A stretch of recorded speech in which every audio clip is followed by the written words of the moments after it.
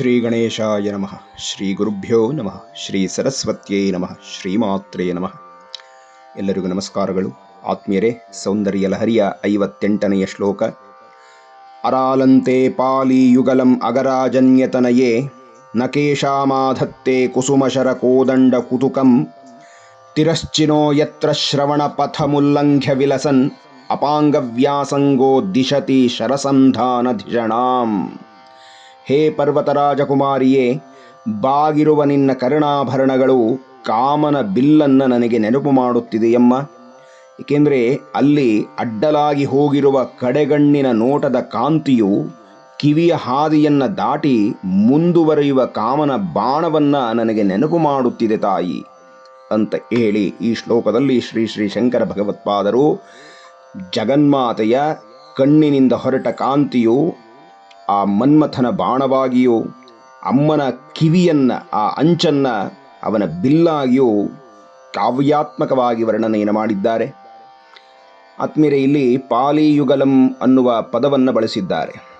ಪಾಲಿಯುಗಲಂ ಅಂದರೆ ಕಿವಿ ಮತ್ತು ಕಣ್ಣಿನ ಮಧ್ಯಭಾಗ ಅಂತ ಒಬ್ಬ ವ್ಯಾಖ್ಯಾನಕಾರರು ಹೇಳ್ತಾರೆ. ಇನ್ನೊಬ್ಬರು ಕಿವಿಯು ಚಂದ್ರಾಕಾರದಂತೆ ಬಾಗಿದೆಯಲ್ಲ, ಆ ಅಂಚನ್ನು ಪಾಲಿಯುಗಲಂ ಅಂತ ಹೇಳಿ ಕರೆಯಬೇಕು ಅಂತ. ಪಾಲಿ ಪ್ರಪಾಲಿ ಕರ್ಣಾಂಗೆ ಕರ್ಣಕೋಟಿ ವಿಭೂಷಣೆ ಅಂತ ಹೇಳ್ತಾರೆ. ಅಂತಹ ಆ ಕಿವಿಯ ಅಂಚು ಮನ್ಮಥನ ಬಿಲ್ಲನ್ನು ನಾಚಿಸುವಂತಿದೆ. ಮನ್ಮಥನ ಸೌಂದರ್ಯವು ಅಮ್ಮನ ಸೌಂದರ್ಯದ ಮುಂದೆ ಒಂದು ಸಣ್ಣ ವಿಭೂತಿ ಅಷ್ಟೇ.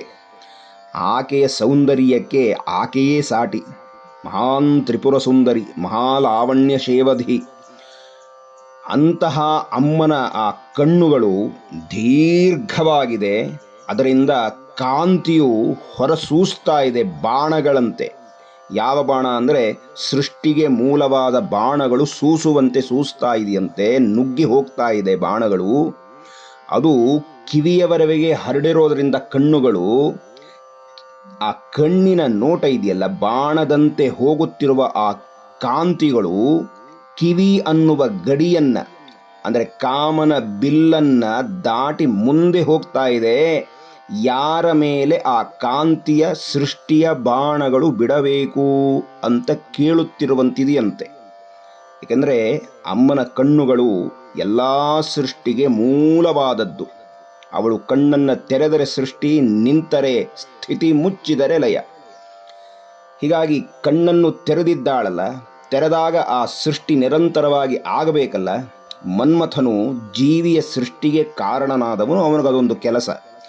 ಹಾಗಾಗಿ ಅಮ್ಮನ ಕಟಾಕ್ಷಕ್ಕೆ ಕಾಯ್ತಾ ಇದ್ದಾನಂತೆ. ಶರಸಂಧಾನವನ್ನು ಮಾಡುತ್ತಾ, ಅಮ್ಮ ನೀನು ಏನು ಆಜ್ಞೆ ಕೊಡ್ತೀಯೋ ಅದರಂತೆ ನಾನು ಜೀವ ಸೃಷ್ಟಿಯನ್ನು ಮಾಡುತ್ತೇನೆ ಅನ್ನುವ ಹಾಗಿದೆ ಈ ಕರ್ಣದಿಂದ ಹೊರಟಂಥ ಅಮ್ಮನ ಕಣ್ಣಿನ ಕಾಂತಿ ಎಂಬ ಶರಗಳು ಅನ್ನುವ ರೀತಿಯಲ್ಲಿ ಕಾವ್ಯಾತ್ಮಕವಾಗಿ ಈ ಚಿಂತನೆಯನ್ನು ನಮಗೆ ಕೊಟ್ಟಿದ್ದಾರೆ.